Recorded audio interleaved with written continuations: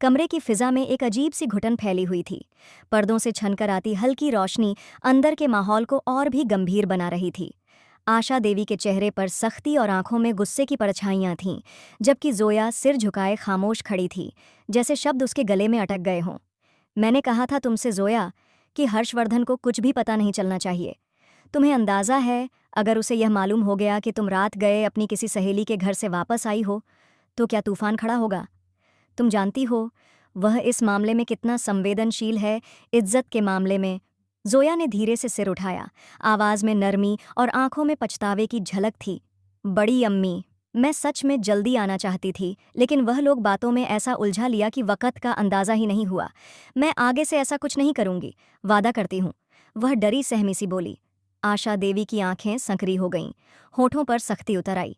अब ऐसी गलती की नौबत ही नहीं आएगी। अब मैं तुम्हें किसी सहेली के घर नहीं जाने दूंगी। और सुन लो, तुम खुशकिस्मत हो कि हर्षवर्धन को अभी तक कुछ पता नहीं चला।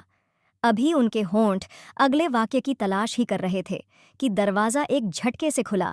कौन कहाँ गया था? हर्षवर्धन की गूंजती हुई आवाज़ कमरे में फैल गई। उसके कदमों की आहट से दोनों औरतों की सांसें थम गईं।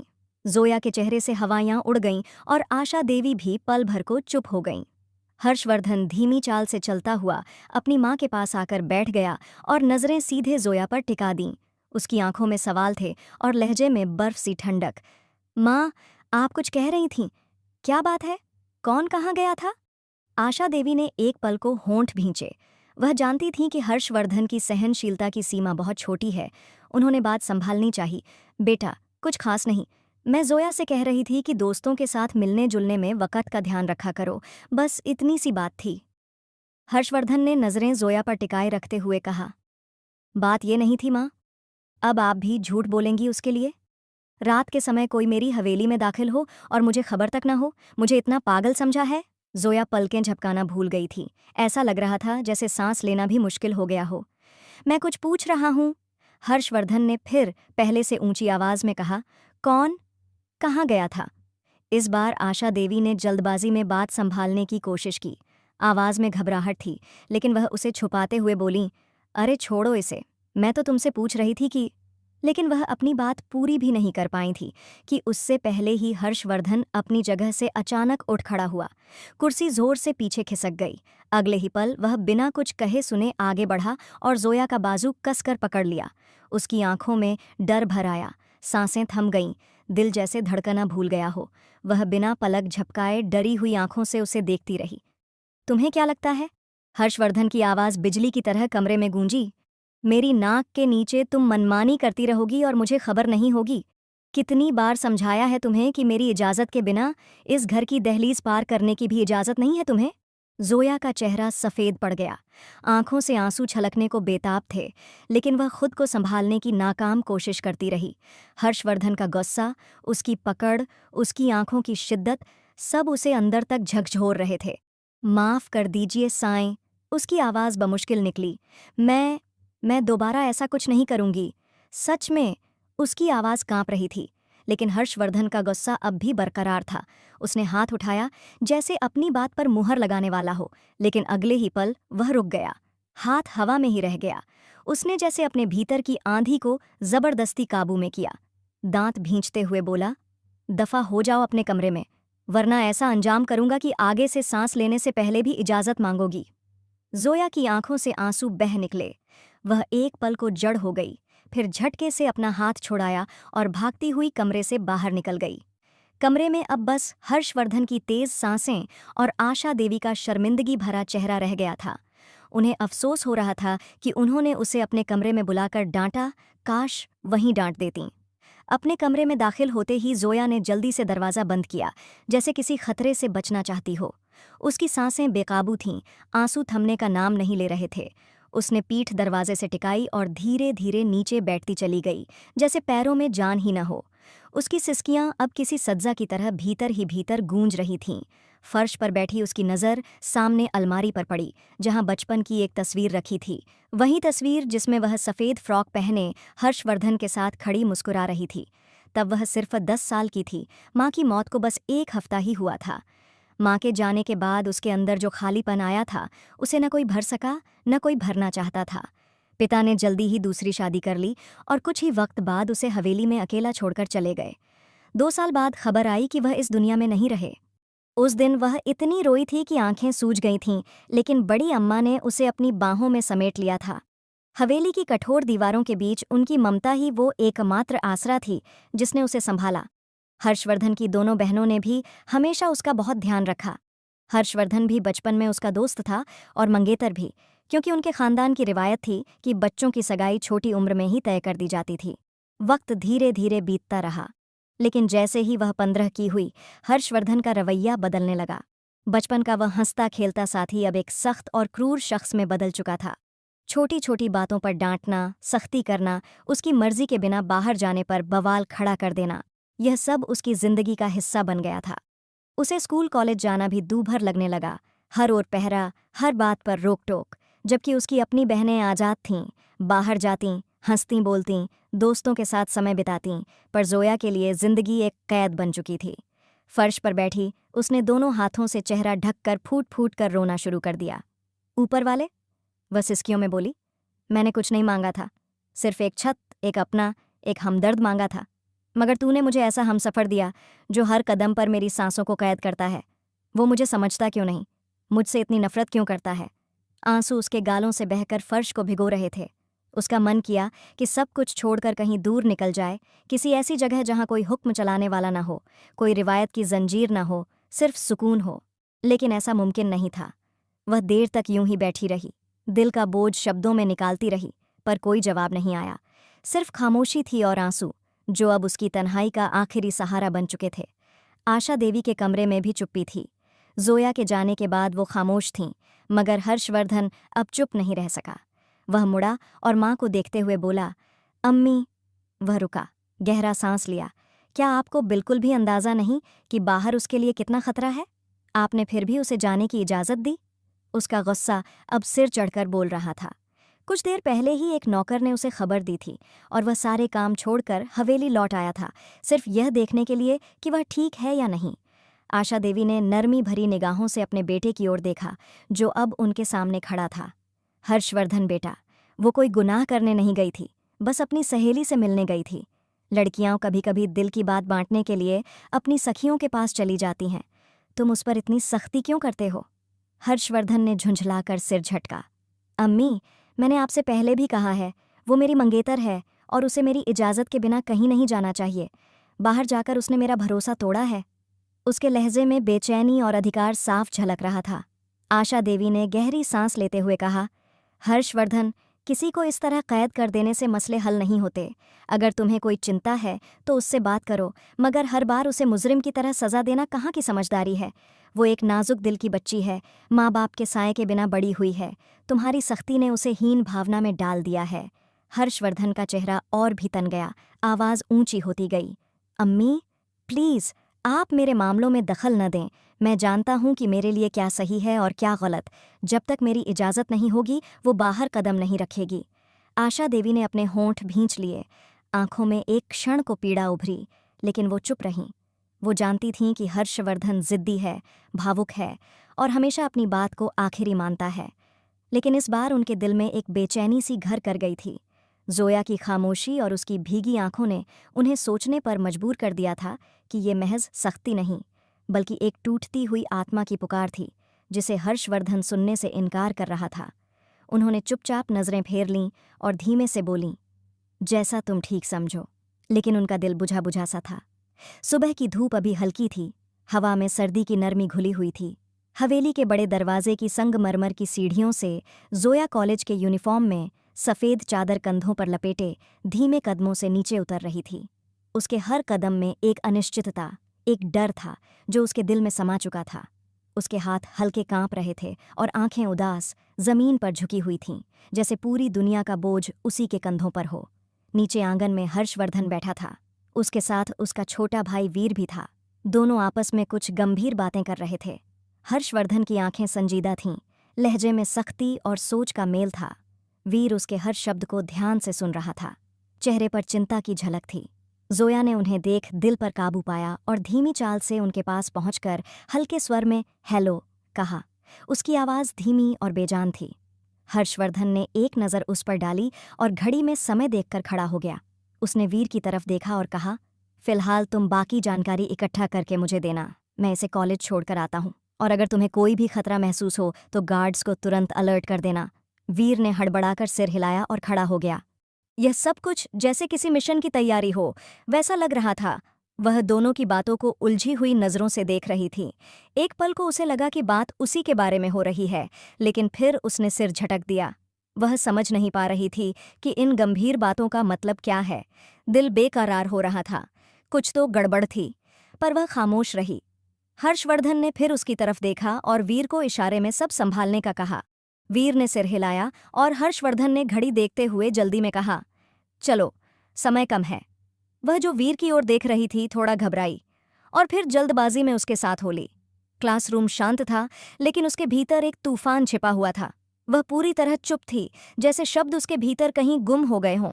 उसके चेहरे पर उदासी और घबराहट का साया था, और टीचर की आवाज़ किसी दूर की पृष्ठभूमि में गूंज रही थी। एक अजीब सी बेचैनी पूरे वजूद में फैल रही थी, जिसे वो शब्दों में बयां नहीं कर सकती थी। जैसे ही ब्रेक हुआ, वह चुपचाप बाहर निकली और कैंटीन की तरफ बढ़ गई। चारों ओर की भीड़ उसे और घुटन देने लगी, सांसें रुकने लगी थीं और दिल तेजी से धड़क रहा था, मानो कुछ बुरा होने वाला हो। तभी एक लड़की उसके पास आई, जिसकी आंखों में नरमी और थोड़ी चिंता थी। उसने मुस्कुराकर कहा, क्या तुम मेरे साथ चलोगी? मेरी कोई दोस्त आज नहीं आई और मुझे वॉशरूम जाने में डर लग रहा है, बस तुम बाहर खड़ी रहना। जोया को यह अजीब तो लगा, लेकिन हिचकिचाते हुए मान गई। दोनों वॉशरूम की ओर बढ़ीं, पर जोया का दिल रह रहकर मना कर रहा था। वॉशरूम के दरवाजे पर पहुंचते ही अचानक उस लड़की ने उसका हाथ पकड़ा और उसे जोर से एक खाली केबिन में धकेलकर दरवाज़ा बाहर से बंद कर दिया। जोया चौंक गई, डर के मारे उसकी आवाज़ कांपने लगी, कोई है? मुझे बाहर निकालो। मगर कोई जवाब नहीं आया। वह अकेली उस अंधेरे में सिहरती रही, पूरी तरह डर और असमंजस में। उधर गांव के डेरे में गंभीर माहौल था। गर्म हवा में मिट्टी की खुशबू थी और हर्षवर्धन अपने भाई के साथ प्रमुख आसन पर बैठा था। सामने सूरज प्रताप और गांव के अन्य प्रतिष्ठित लोग बैठे थे। हर्षवर्धन ने कहा, मुझे अपनी मंगेतर की जान को खतरा है। कबीर वर्मा की फैमिली हमारे किसी गांव में पहुंच चुकी है, हमें सुरक्षा चाहिए। सूरज प्रताप ने आश्वस्त करते हुए कहा, चिंता मत कीजिए, पूरी सुरक्षा रहेगी। लेकिन तीसरे गांव के सरपंच अमन राज ने कहा, हम भी सुरक्षा देंगे, लेकिन एक बात कहूं, अगर आप सरदार परिवार से न होते तो आपकी मंगेतर का बचना नामुमकिन था। आपके चाचा ने गलती की थी। यह सुनते ही माहौल ठहर गया। हर्षवर्धन खड़ा हो गया और गरजते हुए बोला, मेरी मंगेतर के बारे में एक शब्द भी बर्दाश्त नहीं करूंगा। मैं तीनों गांवों का मुखिया हूं, इसलिए जो बात कही गई है सिर्फ उस पर ध्यान दिया जाए। इसलिए मेरा फैसला अंतिम होगा। मुझे दोनों तरफ से किसी भी गलती की कोई गुंजाइश नहीं चाहिए। यह मेरा आदेश है। उसकी आवाज़ में सख्ती और हुकूमत का रंग था। डेरा में मौजूद सभी लोग गंभीरता से उसकी बात सुन रहे थे। वीर अपनी जगह से उठा और ऊंची आवाज़ में बोला, पंचायत भंग की जाती है। जबकि हर्षवर्धन तेज कदमों से डेरे के अंदरूनी हिस्से की ओर बढ़ गया। उसका दिमाग बिल्कुल काम नहीं कर रहा था। डेरे में मौजूद सम्मानित लोग खामोश हो चुके थे। हर चेहरे पर तनाव और डर के साफ असर दिखाई दे रहे थे। सूरज धीरे धीरे ऊपर चढ़ रहा था, जैसे कोई नया विवाद जन्म लेने को हो। मगर हर्षवर्धन की आंखों में ऐसा गुस्सा था जो किसी भी खतरे का सामना करने के लिए तैयार था। उसका फैसला सम्मान के लायक और अटल था, और सब जानते थे कि अब सिर्फ उसी का हुक्म चलेगा। दोपहर की धूप जमीन को झुलसा रही थी, लेकिन कॉलेज के वॉशरूम के छोटे से बंद कमरे में जोया की दुनिया पूरी तरह से सिमटी हुई थी। दरवाज़ा अंदर से मजबूती से बंद था और उसकी धड़कनें इतनी तेज थीं कि वह उन्हें सुन सकती थी। कई घंटों से कैद यह लड़की रोते रोते बेहोश हो चुकी थी। उसकी आंखें बंद थीं, दिल मायूसी से भरा हुआ और शरीर लाचार था। अचानक किसी ने ऊपर से उसके शरीर पर पानी डाला। वह चौंक कर हल्की आवाज़ के साथ जागी, आंखें खुलीं, लेकिन जैसे ही उसने उस पानी की गंध सूंघी, उसका दिल दहल गया। वह पानी नहीं, पेट्रोल था। जोया के शरीर में डर की एक लहर दौड़ गई। वह घबराकर खड़ी हो गई, उसकी सांसें तेज हो गईं। उसने जोर जोर से दरवाज़ा पीटना शुरू कर दिया। कौन है? दरवाज़ा खोलो, प्लीज़ मुझे बाहर निकालो, कोई है? तभी अचानक दरवाजे के नीचे से भारी मात्रा में पेट्रोल बहने लगा। उसकी आंखों से आंसू बहने लगे, सांसों की गति और तेज हो गई। वह बेहोश होने के कगार पर थी। तभी एक छोटी सी सुराख से एक माचिस की तीली अंदर आई, जिसने कुछ ही देर में धुआं छोड़ते हुए आग पकड़ ली। जोया के दिल में दहशत ने पर फैला लिए। उसने तुरंत नलकी का पाइप खोला और पानी गिराने लगी, लेकिन पानी की बूंदें आग पर पड़ते ही और भड़कने लगीं। उसके मुंह से चीख निकल गई, आंखों में डर और दर्द के आंसू भर आए। बचाओ बचाओ, वह चीखी, लेकिन दरवाज़ा बंद था। कोई जवाब नहीं था। अचानक दरवाज़ा जोर से खुला और वह बाहर गिरती हुई निकली। उसके कपड़ों में तेज लाल लपटें थीं जो हवा में लहराते हुए जल रही थीं। उसका शरीर जल रहा था। दरवाजे के बाहर एक महिला खड़ी थी। वह कॉलेज की टीचर थी जो वॉशरूम में फ्रेश होने आई थी। अंदर से लड़की की चीखें और धुआं देखकर उन्होंने दरवाज़ा खोला, लेकिन सामने का मंजर देख वे भी डर गईं। वे तुरंत जोया के पास दौड़ी, उसके जलते कपड़े हटाने लगीं और अपने गाउन को उतारकर उसके शरीर पर डाल दिया। जोया जलन से कराह रही थी। टीचर ने कहा, तुम ठीक हो जाओगी, बस थोड़ा सब्र करो। उस समय तक सारी लड़कियां जा चुकी थीं। स्टाफ भी निकलने वाला था। जोया के सारे कपड़े जल चुके थे। टीचर उसे सहारा देकर ऑफिस ले आईं और सोफे पर बिठाकर खुद बाहर चली गईं ताकि जल्द से जल्द घर वालों को खबर दे सकें। दूसरी ओर जोया धीरे से सोफे पर गिर गई थी। जलन उसे महसूस हो रही थी, लेकिन उसका शरीर जला नहीं था, न ही कोई जख्म था। उसकी आंखें झुकी हुई थीं, आंसू गालों पर बह रहे थे, जैसे दिल का टुकड़ा फट गया हो। उसे समझ नहीं आ रहा था कि कुछ पलों पहले उसके साथ क्या हुआ। उसके शरीर पर अब कोई कपड़ा नहीं था, केवल वह गाउन था जो टीचर ने उसे पहनाया था। उसका यूनिफॉर्म और दुपट्टा राख हो चुके थे। डर ने उसे कांपने पर मजबूर कर दिया था। उसके पैर थर थर कांप रहे थे, धड़कनें तेज थीं। तभी ऑफिस रूम का दरवाज़ा धमाके से खुला और हर्षवर्धन अंदर आया। उसे यह बात एक कर्मचारी ने बताई थी कि जोया बेवस्त्र ऑफिस में बैठी है। उसके हाथ में बंदूक थी जो उसने आते ही जोया के सिर पर तान दी। उसकी आवाज़ में सख्ती और गुस्सा था। तुम्हारी हिम्मत कैसे हुई, बिना सलवार कमीज, सिर्फ गाउन में कॉलेज आने की? क्या तुम भूल गई हो कि तुम हर्षवर्धन की मंगेतर हो? उसका लहजा बेहद डरावना था। जोया उसकी गुस्से भरी आवाज़ सुनकर कांप उठी। हर्षवर्धन की नज़रें उसी पर जमी थीं। वह और गुस्से में बोला, जवाब दो, बिना कपड़ों के यहाँ क्यों आई हो? बंदूक अब भी जोया के सिर पर थी और उसका गुस्सा चरम पर था। तभी दरवाज़ा फिर से खुला और वीर अंदर आया। उसने पीछे से ऊंची आवाज़ में कहा, लाला, ठहर जाओ। हर्षवर्धन ने पलटकर वीर को देखा और बिना कुछ कहे अपने गले से पुरुषों की चादर निकाली और जोया की ओर बढ़ाकर कहा, लो, इसे ओढ़ लो। गुस्सा अपनी जगह था, लेकिन उसे यह हरगिज मंजूर नहीं था कि उसकी होने वाली पत्नी को इस हाल में कोई और देखे। जोया ने थोड़ी झिझक के बाद चादर अपने कंधों पर ओढ़ ली और एक कदम पीछे हट गई। वीर ने हर्षवर्धन की ओर देखते हुए कहा, लाला, वॉशरूम में आग लग गई थी और ये वहीं फंस गई थी। अभी मुझे कॉलेज से कॉल आई थी। यकीनन आपको अनुराग ने गलत जानकारी दी है। ये सुनते ही हर्षवर्धन बेचैनी से जोया की ओर बढ़ा। उसकी धड़कनें बेकाबू हो गई थीं। मुझे नहीं पता था। तुम चुप क्यों थी? कुछ बोली क्यों नहीं? और स्टाफ कहाँ गया था? क्या तुम जख्मी तो नहीं हुई? सब ठीक है ना? अब वह सच में घबरा चुका था। उसके चेहरे से चिंता झलक रही थी। जोया ने रोते हुए सिर हिलाकर हाँ कहा। वाकई उसे कोई शारीरिक चोट नहीं आई थी, मगर वह हादसा उसे भीतर तक डरा चुका था। वह बोलने की हालत में नहीं थी। हर्ष ने एक नज़र उसके खूबसूरत चेहरे पर डाली और फिर उसकी चादर को और अच्छे से लपेटते हुए सख्त लहजे में कहा, घर चलो। अब मैं खुद देखूंगा कि वो कौन है जिसने तुम्हारे साथ ऐसी घटिया हरकत करने की जुर्रत की है। वीर पहले ही कमरे से जा चुका था। उसने एक बार भी जोया की तरफ नहीं देखा। वो उसकी छोटी बहन जैसी और होने वाली भाभी थी। हवेली के मर्द रिश्तों का लिहाज करना जानते थे, इसलिए वो बाहर चला गया था। लेकिन अब उसके दिमाग में तेजी से विचार उमड़ने लगे थे। अब तक जो चुप बैठा था, अब और नहीं बैठेगा। दुश्मन चाहे जमीन के नीचे छिपे हों, उन्हें ढूंढ निकालेगा। समय धीरे धीरे बीतता जा रहा था। शाम के साए चारों ओर फैल चुके थे। आशा देवी किसी की अंतिम यात्रा में गई हुई थीं और उनकी वापसी रात को हुई। कमरे का दरवाज़ा धीरे से खुला और वो अंदर आईं। जोया को जमीन पर बैठा रोते हुए देखा तो फौरन उसके पास दौड़ी। मेरी लाडो परी, मेरी बच्ची, क्या हुआ है मेरी जोया को? वे बिना वक्त गंवाए उसके पास बैठ गईं। जोया ने तड़पते हुए अपना सिर उनके सीने से लगा लिया और आंसू बेहिसाब बहने लगे। कुछ देर बाद गहरी सांस लेकर धीमे स्वर में बोली, दुनिया बहुत जालिम है बड़ी मम्मी। वो लड़की जो कॉलेज में मिली थी, उसने कहा कि मेरे साथ वॉशरूम तक चलो। मैंने भरोसा कर लिया। लेकिन जैसे ही हम वहां पहुंचे, उसने मुझे अंदर धक्का दे दिया और दरवाज़ा बंद कर दिया। फिर थोड़ी देर बाद किसी ने वॉशरूम के ऊपर से पेट्रोल डाला और आग लगा दी। अगर आग समय पर ना बुझती तो मैं आज जिंदा ना होती। आशा देवी की आंखों में दर्द और चिंता साफ दिखाई दी।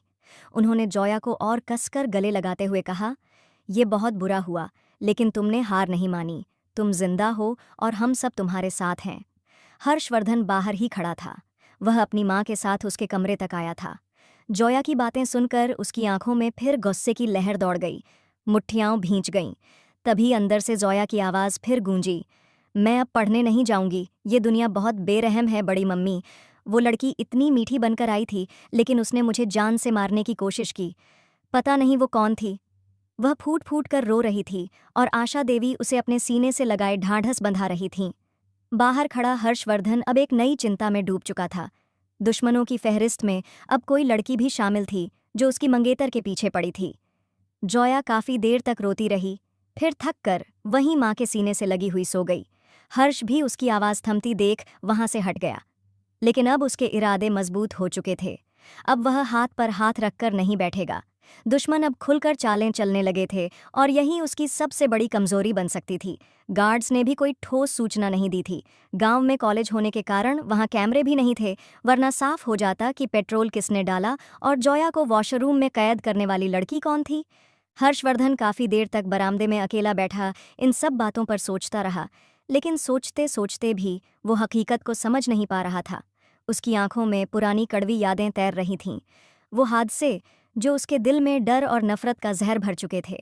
बरामदे के किनारे खड़ा वह गहरी सांस ले रहा था, जैसे किसी भारी बोझ को अपने सीने से उतारने की कोशिश कर रहा हो। उसकी यादों में अचानक वे सारे दृश्य घूमने लगे जहां से यह सब शुरू हुआ था। जोया के पिता देवेंद्र प्रसाद की जिंदगी में एक औरत आई थी जिसका नाम राधिका था। राधिका देवी, जो शादीशुदा थी, लेकिन उसका दिल देवेंद्र के लिए धड़कता था। यह कोई आम मोहब्बत नहीं थी, बल्कि एक भड़कती आग की तरह थी जिसने सब कुछ राख कर दिया। देवेंद्र प्रसाद और राधिका ने साथ मिलकर एक नई जिंदगी शुरू करने का फैसला किया, लेकिन इस फैसले ने कई जिंदगियां तबाह कर दीं। बिना हालात की परवाह किए वे कबीर वर्मा के घर से हाथ थामे भाग निकले। उनकी मंजिल थी शिमला, जहां वे एक नई शुरुआत की उम्मीद लेकर पहुंचे। लेकिन कबीर वर्मा का परिवार इस बात को बर्दाश्त नहीं कर सका। उन्होंने जबरदस्त विरोध किया, यहां तक कि बंदूक तक उठा ली, लेकिन रमेश जी ने सबका डट कर सामना किया। उस समय हर्षवर्धन केवल 18 साल का था, लेकिन अपने पिता के साथ मजबूती से खड़ा रहा। रमेश जी ने कहा था, अगर किसी को मारना है तो देवेंद्र प्रसाद को मारो, मेरे घर को मत तोड़ो। 6 महीने बाद राधिका देवी ने अपने पति को तलाकनामा भेजा। काफी हंगामा हुआ, लेकिन आखिरकार तलाक हो गया। 2 घर उजड़ गए, 2 मासूम फूल मुरझा गए। आर्य कबीर, राधिका और कबीर वर्मा का बेटा, और जोया, देवेंद्र प्रसाद की बेटी। कोई भी इन मासूमों का दर्द नहीं समझ पाया। लेकिन कहते हैं ना, जैसे पेड़ पौधे बढ़ते हैं, जानवर बड़े होते हैं, इंसानों का बदला भी वक़्त के साथ बढ़ता है। 14 साल का आर्य कबीर अपने दिल में नफरत की ऐसी आग लिए बैठा था कि उसने कसम खा ली थी कि देवेंद्र प्रसाद का पूरा परिवार तबाह कर देगा, और उस परिवार में केवल एक मासूम लड़की थी, जोया। जैसे ही वह 18 साल की हुई, मुसीबतें शुरू हो गईं। हर्षवर्धन, जो अपनी उम्र से ज्यादा समझदार था, उसे पहले ही अंदाजा हो गया था कि आर्य कुछ न कुछ जरूर करेगा। उसकी आंखों में जो बदले की आग थी, वह हर्ष आज तक नहीं भूल पाया। इसी वजह से जोया के 15 साल के होते ही उसने उस पर कई पाबंदियां लगा दी थीं, ताकि कुछ भी गलत होने से पहले वह उसकी हिफाजत कर सके। अंदरूनी सूत्रों से उसे पता चला था कि कबीर वर्मा का परिवार इन 3 गांवों में से किसी एक में आ बसा है, लेकिन कौन सा गांव ये अभी स्पष्ट नहीं था। पर आज हुई घटना से यह जरूर साफ हो गया था कि वे ज्यादा दूर नहीं हैं, खासकर उम्र से कम उम्र के बच्चों के आसपास। यही बात उसकी चिंता को हवा दे रही थी। दोपहर की सुनहरी धूप लाउंज की खिड़की से अंदर झांक रही थी और फर्श पर हल्की हल्की धारियां बना रही थीं। जोया सोफे के कोने में सिमटी बैठी थी, उसकी आंखें सूजी हुई थीं और चेहरे पर थकावट और दर्द की गहरी लकीर थी। वह चुपचाप अपनी उंगलियां मरोड़ रही थी, जैसे भीतर ही भीतर बेचैन हो। पास ही हर्षवर्धन की दोनों बहनें, अनन्या और खुशी, उसके साथ बैठी थीं। उनकी निगाहों में चिंता थी और लहजे में सच्चा दिलासा। अनन्या ने धीरे से जोया का हाथ थामा और नरमी से बोली, जोया मेरी बहन, परेशान मत हो। जिंदगी में ऐसे हादसे आते हैं, लेकिन इसका मतलब ये नहीं कि हम हार मान लें। तुम बहुत बहादुर हो, तुमने बहुत हिम्मत से सब कुछ सहा है। वह रुककर जोया के चेहरे की तरफ देखने लगी। और ये बात कि तुम अपनी पढ़ाई अधूरी छोड़ दोगी, ये बिल्कुल गलत है। जोया ने कुछ कहने के लिए होंठ हिलाए, मगर शब्द उसका साथ न दे सके। आंखों से आंसू फिर बहने लगे। खुशी ने भी आगे बढ़कर उसके कंधे पर हाथ रखा और बोली, बिल्कुल सही कह रही हैं अनन्या आप ही। जोया, तुम्हें पता है, जब मुझे पता चला कि तुम पढ़ाई छोड़ना चाहती हो तो मैं रात भर सो नहीं सकी। जिंदगी बहुत छोटी है और ज्ञान ही वह हथियार है जो हमें हर तकलीफ से लड़ने की ताकत देता है। जोया की हिचकी बंधी और वह कांपती आवाज में बोली, खुशी आपी, अगर वो लड़की फिर से आ गई, अगर उसने मुझे फिर से वॉशरूम में बंद कर दिया तो? उसके लहजे में बेबसी की ठंडक थी और आंखों में डर का साया। अनन्या ने तुरंत उसका हाथ मजबूती से पकड़ लिया और बोली, जोया, वो तो अब कॉलेज के आसपास भी नहीं भटक सकती। तुम्हें पता है, हर्ष लाला ने पूरा कॉलेज सिर पर उठा लिया है। एक एक लड़की से पूछताछ हो रही है, टीचर्स तक से सवाल हो रहे हैं। वह चाहे जो भी थी, अब बच नहीं पाएगी। खुशी ने भी सिर हिलाया, और तुम अकेली नहीं हो, हम सब तुम्हारे साथ हैं। हम कभी नहीं चाहेंगे कि तुम इस डर की वजह से अपनी पढ़ाई और जिंदगी से समझौता करो। जोया ने चुपचाप अपने आंसू पोंछे और नजरें झुकाए बैठी रही। भीतर का तूफान थमा तो नहीं था, लेकिन अनन्या और खुशी की बातों ने उस पर एक नरम हाथ जरूर रखा था। कुछ पल के लिए उसकी खामोशी में एक हल्की सी सांस सुनाई दी, जैसे बहुत देर बाद दिल को कोई तसल्ली मिली हो। लाउंज की शांत फिजा में तीनों के बीच एक मौन वादा हो गया था कि जोया अब अकेली नहीं है और वह अपनी पढ़ाई नहीं छोड़ेगी। टेरेस पर रात के सन्नाटे में हल्की हल्की ठंडी हवा बह रही थी। आसमान पर चांद अपनी पूरी रोशनी के साथ यूं चमक रहा था मानो धरती पर उतर आया हो। जोया लकड़ी की बेंच पर चुपचाप बैठी आसमान की विशालता में कहीं खोई हुई थी। हवा उसके बालों से खेल रही थी और दिल में एक अनजानी सी टीस उठ रही थी। उसकी आंखों में नमी थी, सोचों में उलझन, और भीतर एक गहरी खामोश जंग चल रही थी। तभी टेरेस के दरवाजे से किसी के कदमों की आहट आई, लेकिन जोया नहीं चौंकी, जैसे जानती हो कि कौन है। हर्ष चुपचाप उसकी पीठ के पीछे आ खड़ा हुआ। कुछ पल वो उसे यूं ही देखता रहा, फिर उसकी भारी आवाज खामोशी को चीरती हुई बोली, यहाँ क्या कर रही हो? कितनी बार कहा है रात को छत पर मत आया करो। जोया ने धीमे से पलटकर कहा, बस थोड़ी ठंडी हवा लेने आ गई थी। हर्ष उसके करीब आया, उसकी आंखों में नमी देखकर स्वर धीमा कर लिया। पिछले दिन कॉलेज में गुस्से में तुम पर बंदूक तान दी थी, उसके लिए सॉरी। उसने गहरी सांस ली। अनुराग ने बताया था कि तुम सिर्फ चादर लेने गई थीं। मेरा दिमाग सुन्न हो गया था। खावर को किसी लड़की का मैसेज आया था, कॉलेज से खबर मिली। हम उस लड़की को ढूंढ रहे हैं, जल्द ही सब सामने आ जाएगा। जोया चुपचाप सुनती रही, चेहरे पर अब भी वही दर्द की परतें थीं। हर्ष ने आगे कहा, तुमने पढ़ाई छोड़ने का जो फैसला लिया है वो भी समझ आता है। अगर मन नहीं करता तो मत जाओ कॉलेज, खुद को संभालना ज्यादा जरूरी है। जोया ने हल्के से सिर झुकाया, फिर धीमे से बोली, नहीं, मैं पढ़ाई जारी रखूंगी, लेकिन अब कॉलेज नहीं जाऊंगी, सिर्फ परीक्षा के समय जाऊंगी। हर्ष ने एक पल उसे देखा, फिर सिर हिलाते हुए कहा, जैसा तुम्हें ठीक लगे, लेकिन अपना ध्यान रखना जरूरी है। दुनिया तुम्हारी तरह मासूम नहीं है। जोया ने धीरे से सिर हिलाया। हर्ष मुड़ते हुए बोला, चलो नीचे, रात बहुत हो गई है। जोया ने आसमान की ओर आखिरी बार देखा और फिर हर्ष के साथ नीचे उतर गई। उस रात की खामोशी में उम्मीद का एक नन्हा दिया जल चुका था। सुबह की धूप कमरे की खिड़की से भीतर आ रही थी, लेकिन डाइनिंग टेबल पर एक अजीब सी चुप्पी पसरी थी। सब अपने अपने नाश्ते में व्यस्त थे, लेकिन माहौल में कोई हलचल नहीं थी। तभी कशी ने चम्मच रखते हुए हर्ष की ओर देखा, जो शांति से चाय पी रहा था, और फिर चहकते हुए बोली, लाला, भूल तो नहीं गए? आज शाम मेला है, आपने वादा किया था हमें ले चलेंगे। हर्ष ने नजर उठाई और कहा, तुम अपने पति के साथ चली जाना, मेरे पास समय नहीं है।